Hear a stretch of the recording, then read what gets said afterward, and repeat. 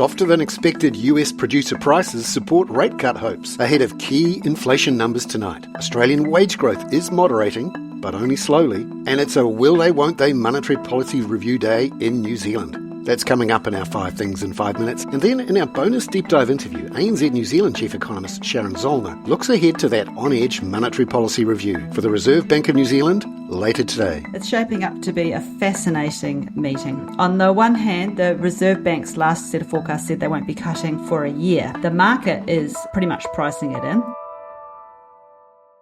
But first, in 5 and 5 with ANZ, a below-forecast rise in US producer prices overnight is providing greater confidence, if any was needed, that the US Federal Reserve can cut rates from September. At 4 a.m. Sydney-Melbourne time, the S&P 500 was up 1.3%, while the yields on US Treasuries were down 5 to 6 basis points, after just a 0.1% rise in the PPI was lower than the 0.2% consensus. The 2-year fell to 3.95% and the 10-year to 3.86%. ANZ head of G3 Economics, Brian Martin, says markets are now looking for confirmation of softening consumer price inflation in tonight's CPI data. The market consensus is for a 0.2% month-on-month rise in both the headline and core CPI measures, which would leave the annual increase at 3% and 3.2% year-on-year respectively. That's still significantly above the Fed's 2% target. So I think the Fed don't need to panic into rate cuts, that they can move forward in a measured fashion, and we expect that the rate cutting cycle will begin in September with a 25 basis point rate cut supported by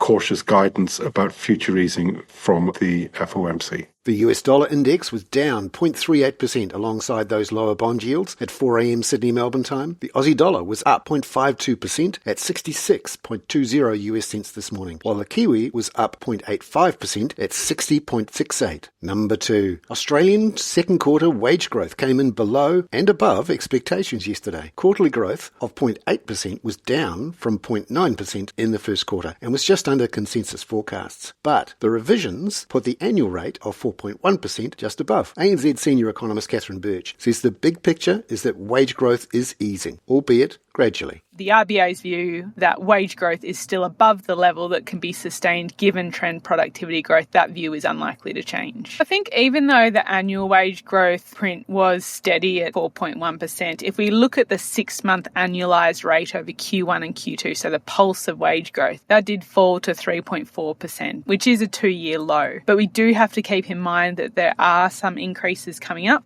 Number 3. Catherine says the third quarter wage data will include the recent award wages increase. That showed through in yesterday's NAB Business Confidence Survey for July, with labour cost growth bouncing to a quarterly rate of 2.5% from 1.5% in June. That spike reflects the award wage increase which was implemented from the 1st of July. But that spike was actually lower than we've seen over the July in the previous 2 years, reflecting that the award wage increase was also smaller this year than it has been over the past couple of years as well. So the NAB labour cost data is consistent with wage growth continuing to slow. Number 4.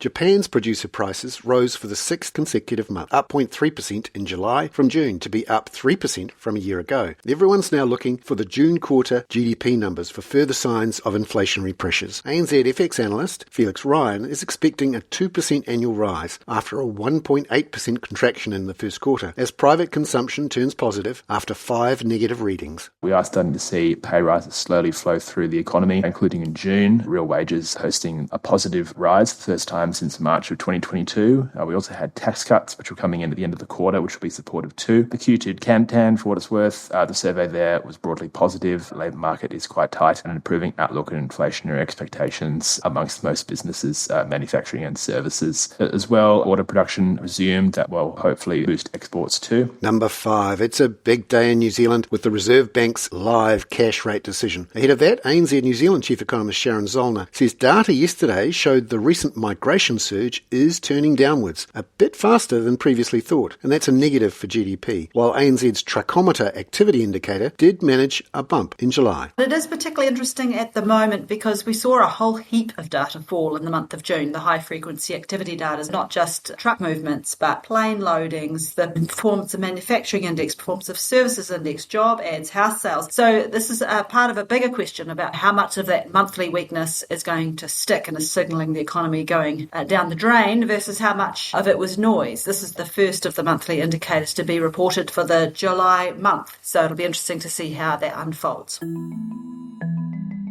Sharon Zollner there, who we stick with for our bonus deep dive interview with my colleague Alex Tarrant. Markets are on edge, looking at whether the Reserve Bank of New Zealand will cut its official cash rate later today, a full year ahead of where its latest forecast suggested. It's shaping up to be a fascinating meeting. On the one hand, the Reserve Bank's last set of forecasts said they won't be cutting for a year. The market is pretty much pricing it in. They've sort of got 19 or 20 points out of the 25 in the price at the moment. That will no doubt continue to move. We've got economists divided. We've got the headline data like GDP, CPI, the labour market data not having come in very different to Reserve Bank expectations at all, but we've had a lot of high frequency monthly data all go splat at the same time in June. So what that all adds up to is a really interesting day for markets, I would say. For our part, we don't think the Reserve Bank will be ready to cut rates just yet. The cost of holding for a little bit longer just to get a little bit more certainty about that monthly data. Is it going to stick or are we going to see a bounce? That sort of uncertainty. The market's already doing the Reserve Bank's work for it. We've seen a big fall in wholesale rates. We've seen falls in fixed mortgage rates. We've even seen some floating mortgage rates fall. So our take is that the Reserve Bank doesn't need to panic, really. This is the plan that's perhaps has been overlooked. A recession was the Reserve Bank's plan. Of course, if it is deeper than intended, then it doesn't need to be as long to do the job. So it's entirely reasonable that the market is now expecting cuts to come sooner. But a full 12 months earlier than the Reserve Bank last said on second-tier data surprises looks like quite a stretch. What do we have between now and November that will just help solidify the Reserve Bank's comfort in cutting in November? So we've got an October monetary policy review coming up. Before then, the Reserve Bank will have GDP data for the second quarter. So they'll have some monthly price indicators. They'll also have another read on all of those monthly activity indicators that slumped in June to get a sense of whether they're going to rebound or continue to fall, perhaps. Then, unfortunately, the CPI inflation data is a week after that meeting. So they will have that by the November meeting. So our take is that November is the likeliest at this point, but certainly October is a real possibility. The Reserve Bank prefers to kick off new monetary policy cycles at monetary policy statements when they have a press conference, a full set of forecasts, a chance to explain what they're doing and what they're intending to do going forward. But I think they could get around that by making an imminent cut the default in their next statement next week,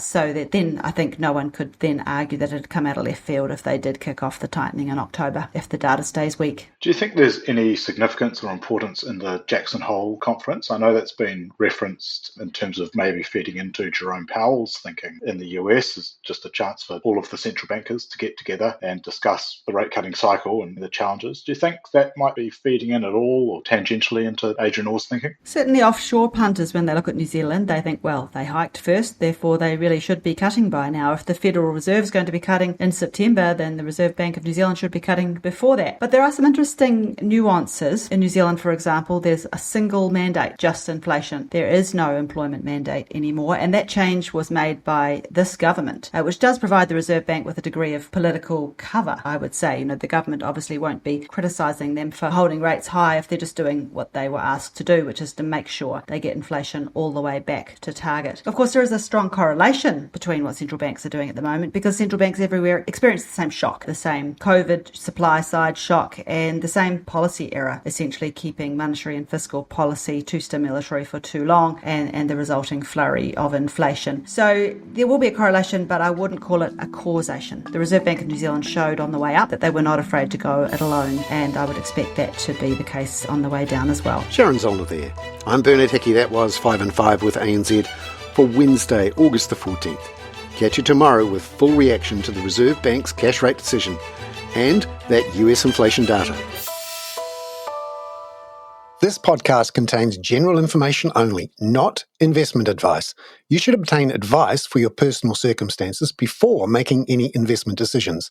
Please view the podcast disclaimer available via your media player or email.